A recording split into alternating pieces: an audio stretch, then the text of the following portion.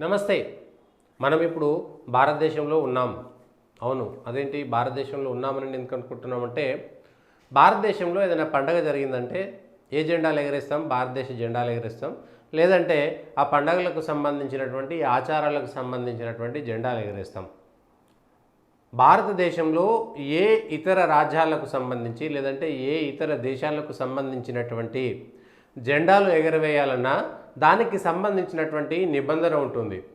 అమెరికాకు సంబంధించినటువంటి అధ్యక్షుడు ఇతర ముఖ్య నాయకులు భారతదేశానికి వస్తే రెండు దేశాల మైత్రికి చిహ్నంగా రెండు దేశాలకు సంబంధించినటువంటి జెండాలను అక్కడ ఉన్నటువంటి వాళ్ళకి స్వాగతం పలకడానికి చేస్తారు. లేదా ఏ ఇతర దేశాలకు సంబంధించినటువంటి అంబాసిడర్ల మీటింగో ఇంకొకటి అయితే అధికారికంగా ఆ దేశాలకు సంబంధించినటువంటి జెండాలను ప్రదర్శిస్తారు. కానీ భారతదేశంలో పండగ జరుగుతుంటే పాలస్తీనా జెండా ఎగరడం అనేటిది ఏ విధంగా సమంజసం? ఇదొక వీడియో చూడండి. ఇది జార్ఖండ్కు సంబంధించినటువంటి ఒక మతానికి సంబంధించినటువంటి ఊరేగింపు.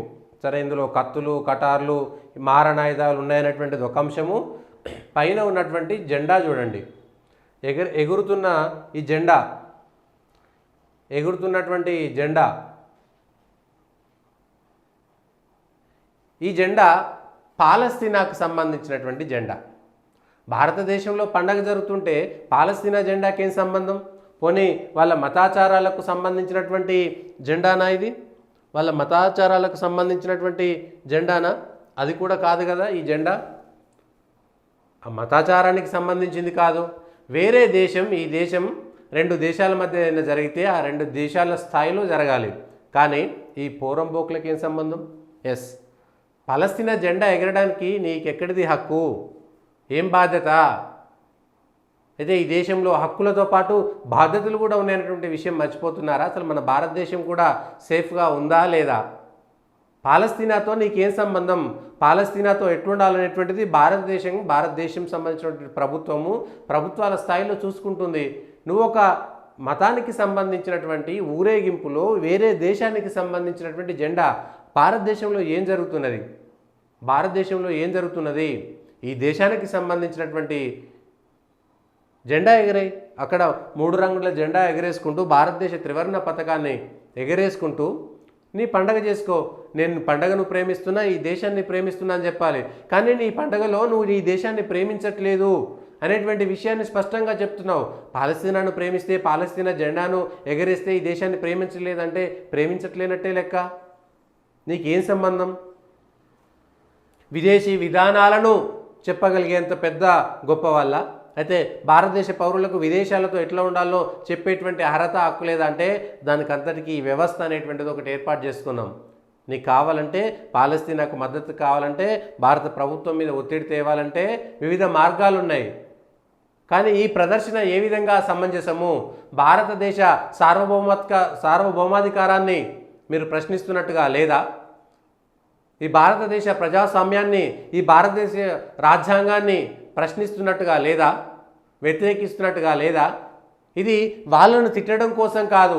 మనం ఏ దేశంలో ఉన్నామో ఈ దేశానికి సంబంధించినటువంటి దేశ ప్రేమికులు, భారత పౌరులు ఒకసారి ఆలోచించాల్సినటువంటి సమయం ఇది.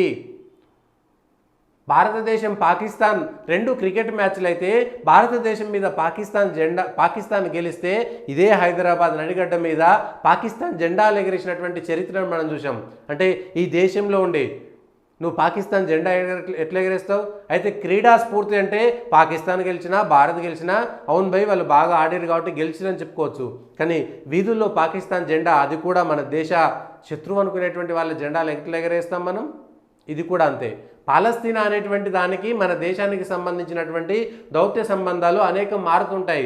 దేశంలో ఉన్నటువంటి ప్రభుత్వము ఇజ్రాయెల్కు మద్దతు చాలా స్పష్టంగా చెప్పింది, ఉగ్రవాదానికి వ్యతిరేకంగా చెప్పింది. పాలస్తీనా కేంద్రంగా జరుగుతున్నటువంటి హమాస్ ఉగ్రవాద దాడిని మీరు ఏకంగా మద్దతిస్తున్నట్టా కాదా? అంటే పార్లమెంటు సాక్షిగా అసదుద్దీన్ ఓవైసీ జై పాలస్తీనా అన్నా కూడా ఈ దేశంలో ఉన్నటువంటి ప్రభుత్వం ఏం చర్య తీసుకోలేదు.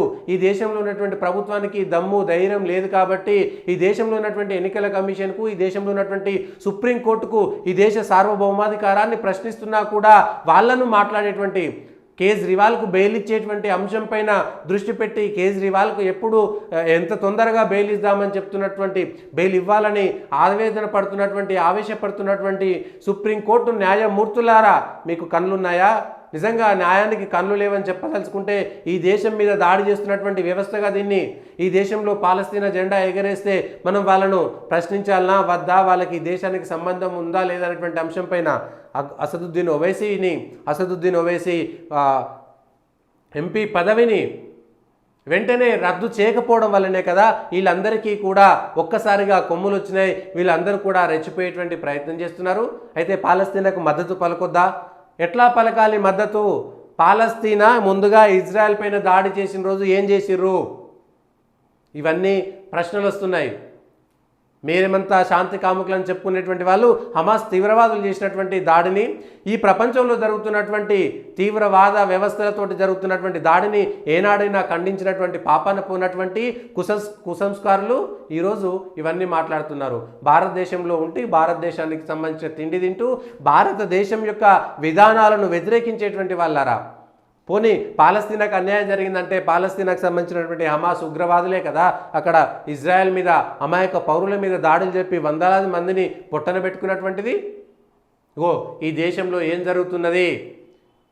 నరేంద్ర మోడీ సర్కార్కు దమ్ముంటే, కేంద్ర ప్రభుత్వానికి దమ్ముంటే, ఎన్నికల కమిషన్కు దమ్ముంటే జై పాలస్తీనా అనేటువంటి దాన్ని కేవలం రికార్డుల నుంచే తొలగించినటువంటి అసదుద్దీన్ ఓవైసీ ఆయనకు సంబంధించినటువంటి సభ్యత్వాన్ని తొలగించి మళ్ళీ ఇట్లాంటివి రిపీట్ కాకూడదనేటువంటి విషయాన్ని ఎందుకు ఒకసారి చెప్పలేకపోతున్నారు? ఎందుకు ఆ ధైర్యం లేకుండా పోయింది?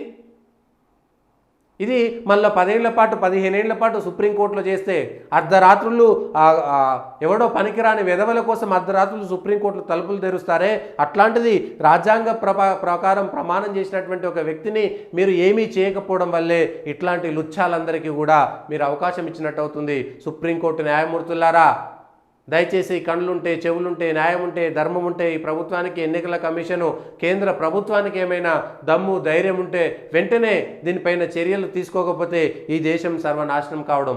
దేశంలో ఉన్నటువంటి దేశభక్తులారా, మీ పక్కన ఇట్లాంటి లుచ్చాలుంటే పాలస్తీనాకు మద్దతు పలికేటువంటి వాళ్ళంతా కూడా శాంతి పేరు మీద, శాంతి కాముకుల పేరు మీద చేసేటువంటి వాళ్ళందరూ కూడా ఈ దేశ వ్యతిరేకులే, ఈ దేశ ద్రోహులే.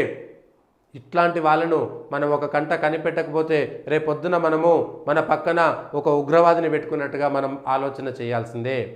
ఇది పాలస్తీనాకు సంబంధించినటువంటి అంశం కాదు, భారతదేశానికి సంబంధించినటువంటి అంశం. వాడు భారతదేశాన్ని సవాల్ విసిరాడు. భారతీయులందరికీ ఇప్పుడు మీ ఎదుట పెద్ద ప్రశ్న మిగిలి ఉన్నది.